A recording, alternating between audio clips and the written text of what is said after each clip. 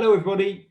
Today we're talking to my colleague Zubair Majeed, who's Safety Manager for Emirates Global Aluminium, EGA, as some of you may know it. So I'm going to hand over to Zubair in a minute and ask him to talk us through his biography of where he was when he started his health and safety career to where he is now. Good morning, Zubair, or good afternoon where you are. Yes, hi, good afternoon. In fact, it's afternoon in UAE. Yeah, please talk us through your bio then. You already introduced myself. My name is Zubair Majeed. I'm from Pakistan. I started my career in EHS field in 2000 in Pakistan. I worked in two different companies in Pakistan, almost 4 years. And then in 2005, I moved into UAE as a safety officer in a construction company.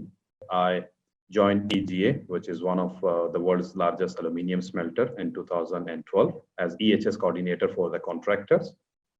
Then I was moved into the cast house, which is one of the core operation for EGA, EMAL, as senior specialist health and safety. And my career progression then started to superintendent, senior superintendent safety. And currently I'm working as a safety manager in EGA.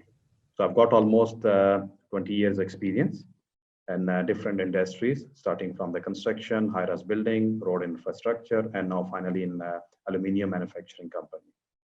So when you were a young man and striking out within a career in health and safety, I understand first of all you were intending to go into the banking industry, but you decided health and safety was probably going to be more of interest to you. How did you get your first start? How did you get your first job without any previous experience? I would say yes. When initially I started my studies, I wanted to be a banker. So because my father, he was working in a bank, so that was a trend that we wanted to follow. Course, so when I discussed with my family and some of my friends, some of my senior colleagues in the school, college, and university. So my family, they said, no, your father has been into the bank. We know that how the bank life is. So we want you to do something different. We want you to do some sort of contribution into the community. So one of my friend, I would say that he's the one who recommended me to go to safety, health and safety. That's the right field if you want to contribute, if you want to do something for your nation, if you want to do something for others.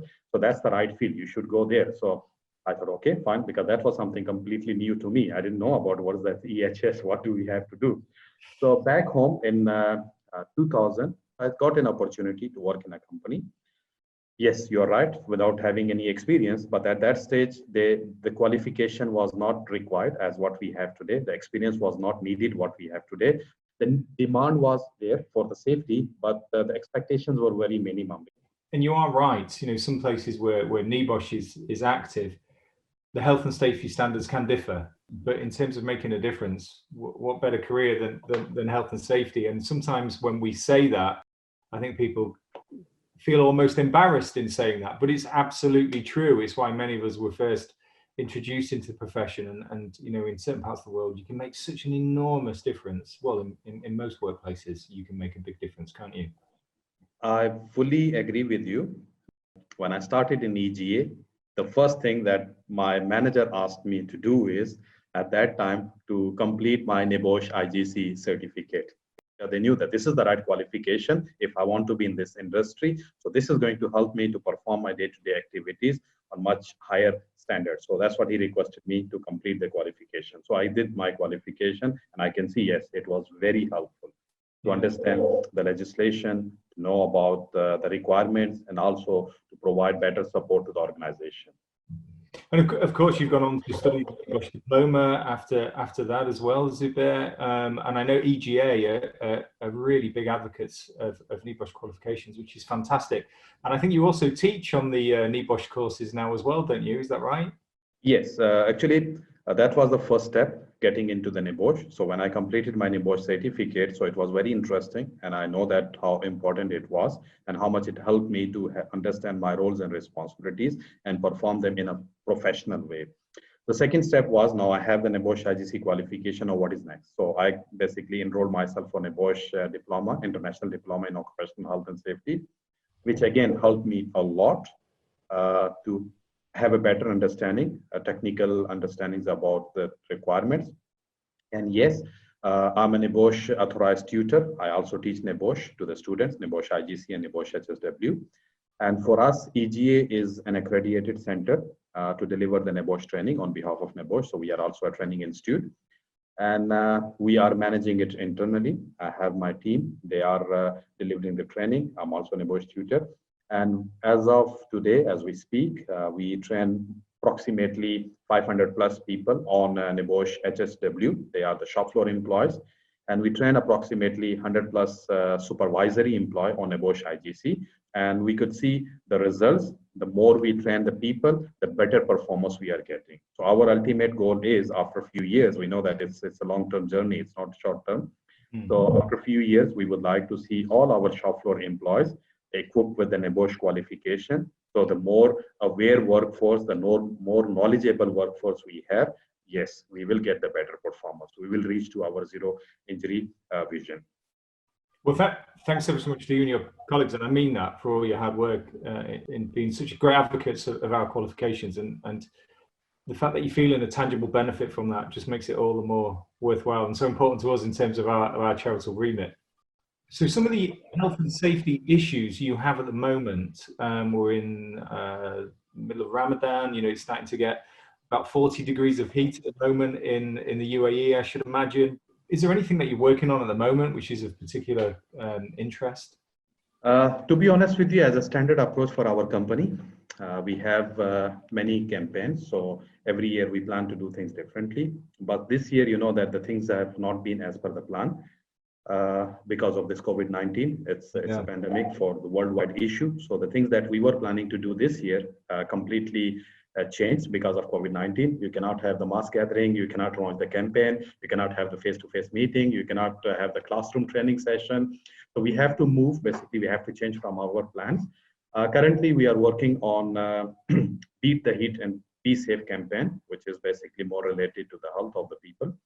As you said, it's a summer, it's a Ramadan, it's very challenging for us. Majority of the people here in UAE are fasting. And you know that when people are fasting, so it's like it goes up to 15, 16 hour fast, where you cannot drink the water, you cannot eat anything, and working in that hard environment where you have 40, 45 degrees temperature, and also you have the ambient temperature when you're handling the molten metal, basically putting additional pressure on the people.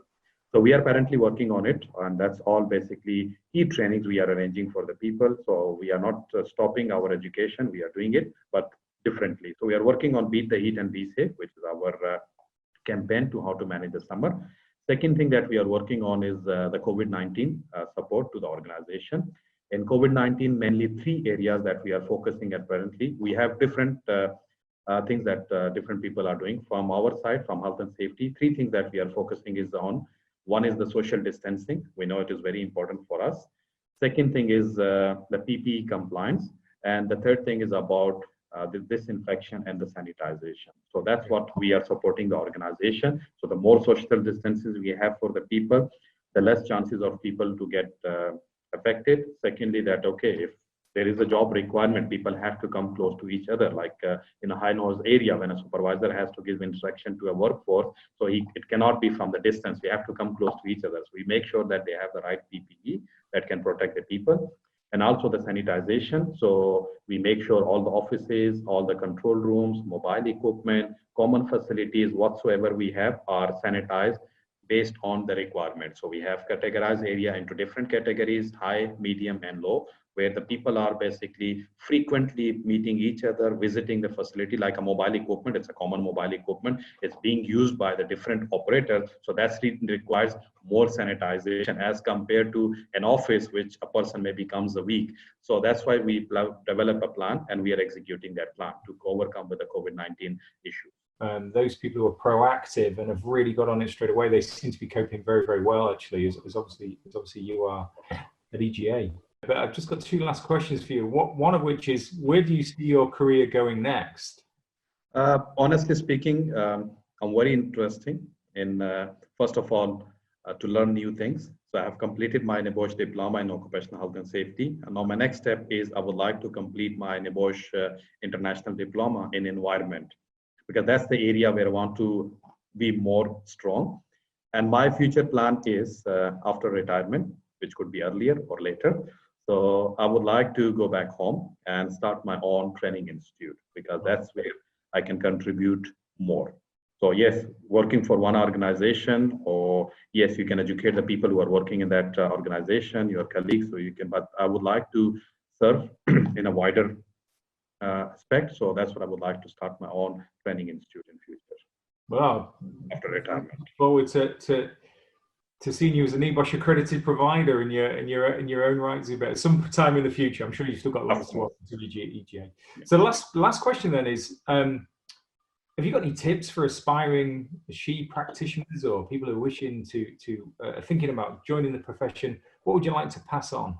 The key messages that I would like to give the key practitioner, SHE practitioner, is learn both EHS, technical and managerial competencies quickly and side by side.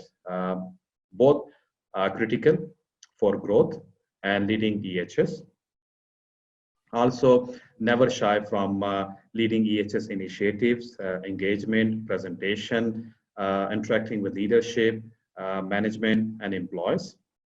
This is all is possible when you increase your qualification, your knowledge about them along the way. So NEBOSH is one of the best platform I would recommend to the SHE practitioner, the newcomers, to please enroll yourself, get an accredited qualification, which will help you in perform your duties in more professional way. And definitely the organization could see the result as an individual and as an organization. So that's what my recommendation is for the newcomers. Very fantastic. I appreciate you taking the time to speak to me. I hope to meet you in person one day soon, next time I'm over in the UAE, whenever that may be, when we get through this COVID-19 crisis. You are most welcome. I will be very happy to take you through our plant and show you some of the best practices that we have in place.